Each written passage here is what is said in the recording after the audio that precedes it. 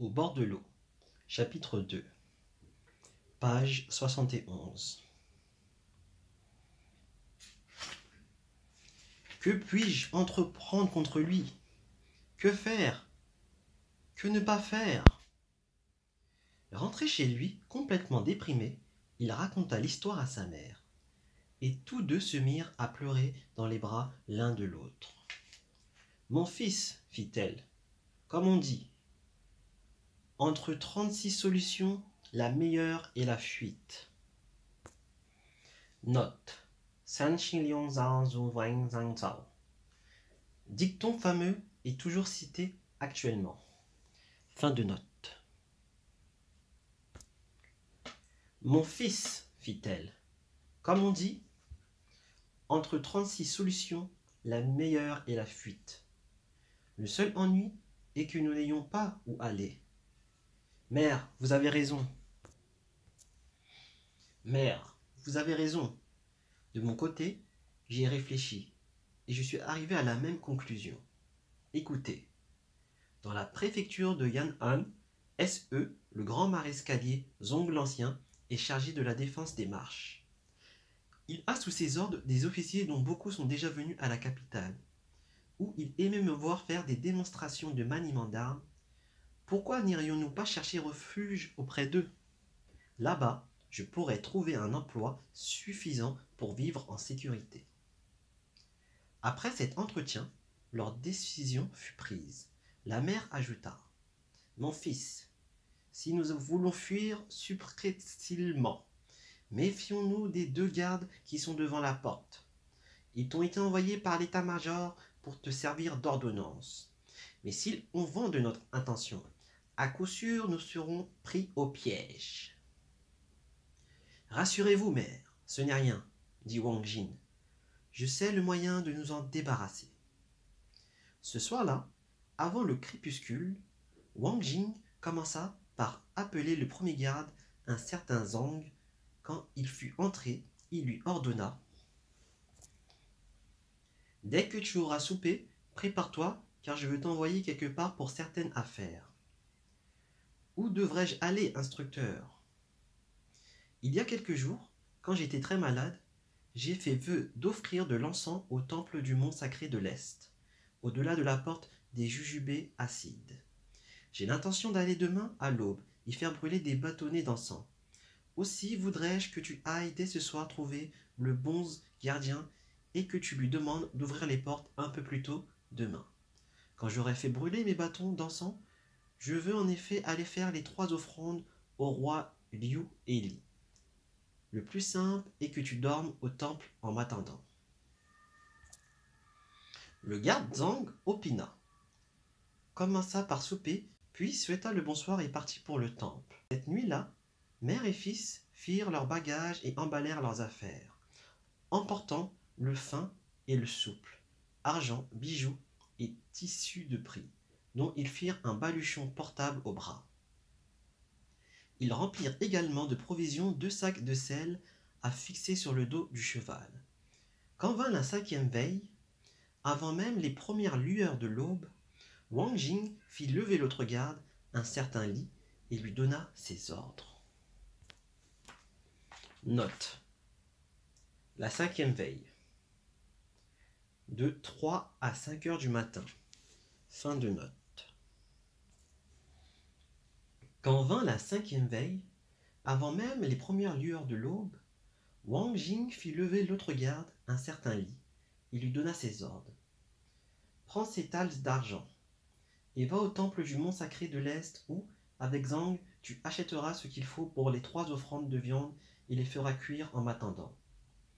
Je vais de mon côté acheter des bougies et des sapèques de papier, puis je vous rejoins. Note. On offrait aux divinités, on offre encore à Taïwan et dans la colonie chinoise d'outre-mer, des liasses de faux billets de papier monnaie, parfois imprimés sur une seule face, émis par la Banque des Enfers, ainsi que des lingots d'or et d'argent en papier doré ou argenté. Ces économiques simulacres sont faciles à expédier dans l'au-delà, car il suffit qu'ils se consument pour parvenir à destination. Les dieux autant qu'on sache, n'ont jamais trouvé à redire au procédé, et tout le monde est satisfait. Fin de note. Je vais de mon côté acheter des bougies et des sapèques de papier, puis je vous rejoins. Li prit l'argent et partit vers le temple. Wang Jing, lui, alla anarcher le cheval, le sortit de l'écurie, plaça sur son dos les 2 besacs de provisions, assura toutes les sangles, sortit la bête par la porte de derrière et aida sa mère à monter en selle. Après avoir abandonné dans la maison tout ce qui était lourd et encombrant, il verrouilla les portes de derrière et de devant, jeta le baluchon sur son épaule, puis, marchant derrière le cheval, il profita de l'obscurité qui régnait encore pour sortir discrètement par la porte de la splendeur occidentale et prendre la route de Yan'anfo. Revenons aux 2 gardes. Ils achetèrent les viandes sacrificielles, les firent cuire et attendirent au temple jusqu'au milieu de la matinée. En vain. Le garde Li, perdant patience, retourna à la maison chercher l'instructeur, mais trouva la porte close. Il n'était pas plus avancé. Il chercha des heures durant, toujours en vain. Petit à petit, le soir tomba.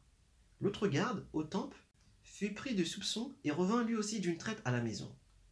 En compagnie de Li, il passa toute la soirée en recherche, et bientôt il fit nuit. Les 2 gardes eurent tout loisir de se rendre compte que leur supérieur ne rentrerait pas cette nuit-là, mais aussi que sa vieille mère avait disparu. Le lendemain matin, ils s'en furent interroger les membres de la famille de Wang Jing, mais sans résultat. Alors, craignant d'être impliqués dans une mauvaise affaire, ils n'eurent plus qu'à aller au palais du grand maréchal pour confesser. L'instructeur Wang a abandonné sa maison et pris la fuite avec sa mère. Personne ne peut dire où ils sont partis. À cette nouvelle, Gaioku entra dans une violente colère. Ce gibier de bagne a pris la fuite. Il n'ira pas loin. Qu'on traque ce maroufle. Définition. Marouf. Malhonnête homme, homme grossier. Fin de définition. À cette nouvelle, Gaioku entra dans une violente colère. Ce gibier de bagne a pris la fuite. Il n'ira pas loin. Qu'on traque ce maroufle. Aussitôt, il lança un mandat de justice contre le déserteur Wang Jing et le fit parvenir à tous les circuits et à toutes les préfectures de l'Empire. Quant aux 2 gardes, le fait d'être venus avouer leur faute leur épargna le châtiment. Voilà pour eux.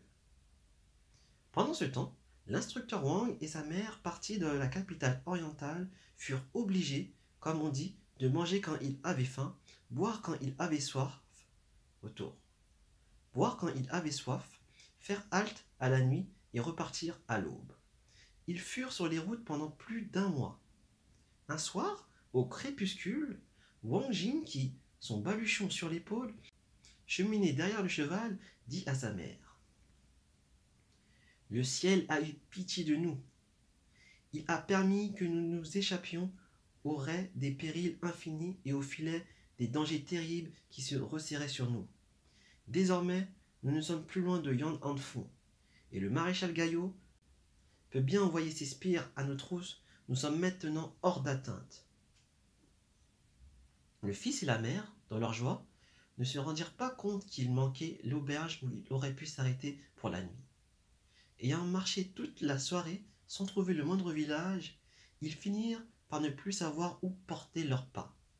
En plein désarroi, ils aperçurent enfin à une bonne distance l'éclat d'une lumière au milieu d'un bois. Wang Jing, soulagé, s'exclama : « Sauvés ! Nous n'avons qu'à aller là-bas et demander, en nous excusant, asile pour la nuit. Demain matin, nous nous remettrons en route. »